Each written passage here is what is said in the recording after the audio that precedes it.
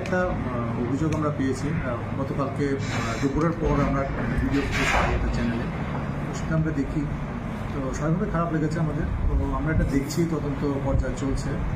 আমাদের কলেজের discipline committee আছে, আমরা বসে আমরা নেক্সট কোর্স অফ অ্যাকশন ঠিক করবো। আর আমাদের সিস্টেম এরকম কোনো ঘটনা হলে আগে আমরা মিটিংয়ে বসি, কলেজের ইন্টারনাল কমিটি যেটা আছে বসে আমরা রিপোর্ট পাঠাই আমাদের, যেহেতু direct authority directorate of higher education, তো আমরা ওখানে রিপোর্ট আজকেই চেষ্টা করবো, নাহলে কালকে আমরা বসে রিপোর্টটা আমরা কালকে পাঠাবো।